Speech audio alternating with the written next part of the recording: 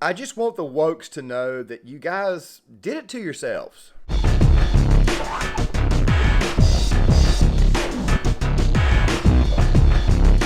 Really quick, guys. I am just spitballing here. I'm just kind of curious. I wonder what the reaction would be from the wokes if a white actor portrayed Martin Luther King in an upcoming film or Malcolm X. Just figure I'd throw that out there before we start this video. In addition to the live action version of Lilo and Stitch, it looks like Netflix will be producing a documentary on polar bears. It also looks like there'll be a feature film on Elon Musk. And of course, it looks like Rapunzel is going to be played by Jada Pinkett Smith. Obviously, these are memes. Obviously, these are designed to be funny, but I guess that this type of thing would kind of go over the wokes' heads, especially after what I tell you what's actually going on here. So, the live-action version of Lilo and Stitch, the character of Nani, or Nani, however you want to pronounce this, is not being played by someone who looks to be Pacific Islander, even though this particular individual was born and raised in Hawaii and obviously has Pacific has Pacific Islander blood in her system. The wokes, on the other hand, they automatically assume that this particular individual was in fact white, when obviously they cannot see that different people have obviously got different shades of skin. For example, I'm the common, average, ordinary white man. There is a little bit of Irish in my blood. There is a little bit of Scottish in my blood. We actually found out there was a little bit of Dutch and a few more other, according to Ancestry.com, a little bit more in my system than I thought there would actually be. I was actually quite stunned. But obviously, you have people of color, for example. You have some black people who have much, much darker skin than others. And of course, you have light-skinned black people, which, by the way, makes me wonder, when exactly are they going to start labeling light-skinned black people as white? I'm just curious, because I'm pretty sure that right there is coming down the pipe here soon. You have those from the Middle East. You have those with Jewish blood in them, who may be a little bit darker, who may look a little bit more like what you would see, say, like in Israel. And of course, you have some that are obviously white. You have basically every single ethnicity has different shades of color of skin, even within their own race. I just figured I would throw that out there. Like, for example, Hispanics. You have some Hispanics who've got a little bit of Indian blood in them. This right here is not exactly uncommon, especially in a country like, say, Mexico. And of course, you have some people who, quite frankly, are Hispanic with much, much lighter skin. It's just the way that it is. I advise you guys go talk to anyone who's of the nation of Cuba or of Cuban descent. A lot of those people actually typically tend to have much, much lighter skin. By the way, when I say those people, I'm talking about that group as a whole. Nothing against Cubans. We love Cubans.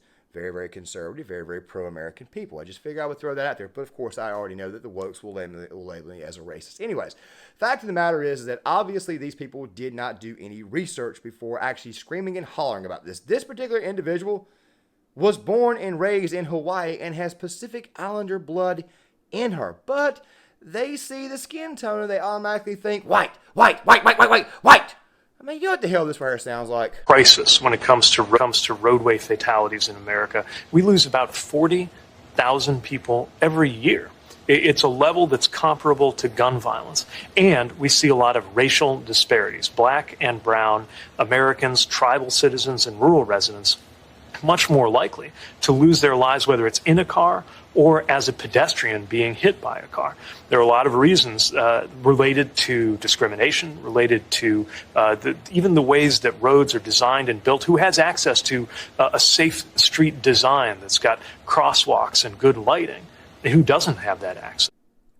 Right.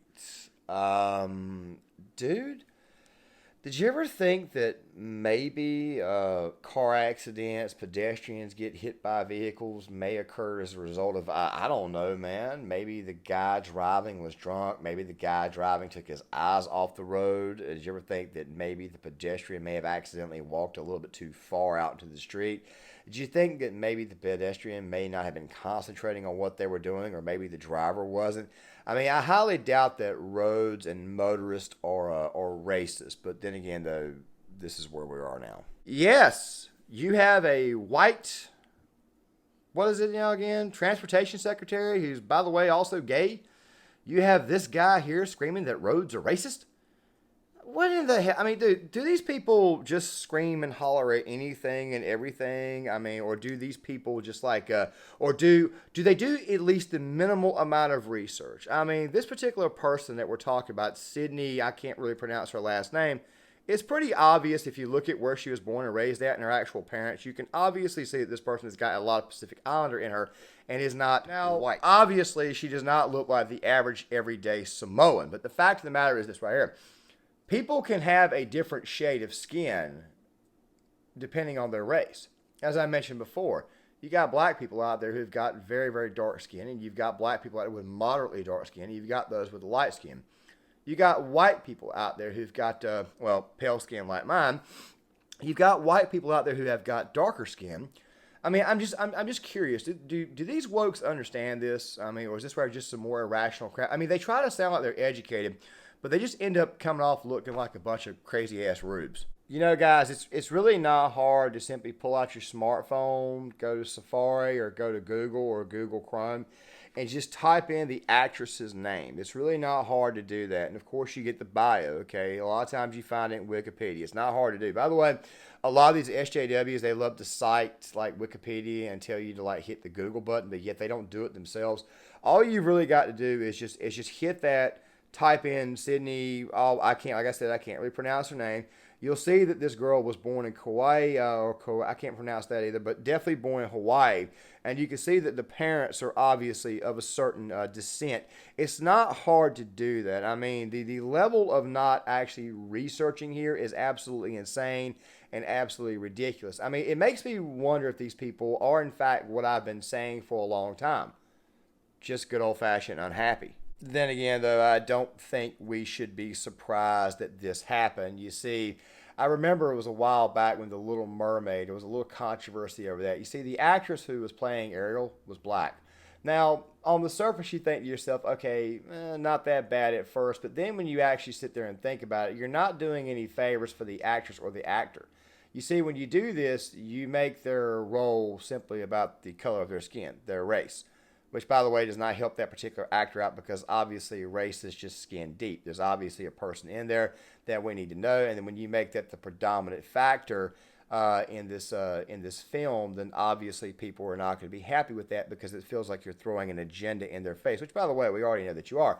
But I remember the wokes going absolutely crazy because I think it was Matt Walsh was able to get the skin color changed of the particular actress through CGI, and obviously, as you guys remember, the wokes absolutely flipped out because obviously the wokes are unhappy. So, yes, clearly these people are unhappy. So, yes, another monotonous story coming as a result of monotonous people. Gang, let me say this really quick. I have been thinking about this for a very long time, and I even did a video on this, and I said that, if you do race swapping, that it needs to be done correctly. A good example of this would be like the film The Batman with Robert Pattinson. You see Jeffrey Wright, he played Commissioner Gordon in that film. Now, me personally, I like Jeffrey Wright as an actor. There's a lot of things he says I don't agree with, but that does not mean that I don't still like his performances. He's still a solid actor. And for the most part, he isn't that loud. Every now and again, he may say something. Of course, this is the curse of social media. Once you find out what these people really and truly believe, you begin to lose a lot of respect for them. But the fact of the matter is this right here. If you're going to race swap, you need to do it correctly. When you're doing the race swapping stuff now, it just ends up looking more and more and more like tokenism, which, by the way, is the biggest problem with wokeism. We have to now use the fact that they may be gay or they may be trans or they may be non-binary or what other form of queer these people come up with on a daily basis. We have to use that right there as the dominant portion of their character. It's almost like what I was saying the other day when it came to Star Wars with Rey. There's a reason why we call her a Mary Sue. No actual development, no actual character development at all. She's a girl boss, so therefore we have to recognize her as a girl boss. Whereas in the case of wokeness, which by the way also goes hand in hand with what Rey, with the whole thing about Rey, the thing is this right here. You're making that person's lifestyle the dominant thing about that person. Why not actually do some character development? Why not actually do some writing? And then I realized that everything is being written by children, and of course that these people are in fact, let's just say, full of hate and discontent. They hate what it is that you love. They hate the thing that, quite frankly, makes you feel good. They hate the nostalgia factor.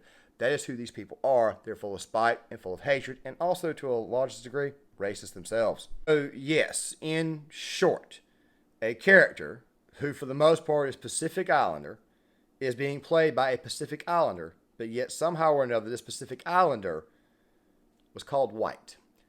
Wokies, you really, in a lot of ways, did this crap to yourself. I mean, you really and truly did this to yourselves. I mean, what do you think is going to happen when white actors start playing black characters? I mean, I would really love to see what happens when a white actor plays Martin Luther King in a movie, or a white actor plays, I don't know, maybe, I don't know, man, maybe Malcolm X in a movie someday. I just figured I'd throw that out there. So, yeah, I'm here to laugh at these people because, honestly, they are to be laughed at, because they kind of sort of did this to themselves.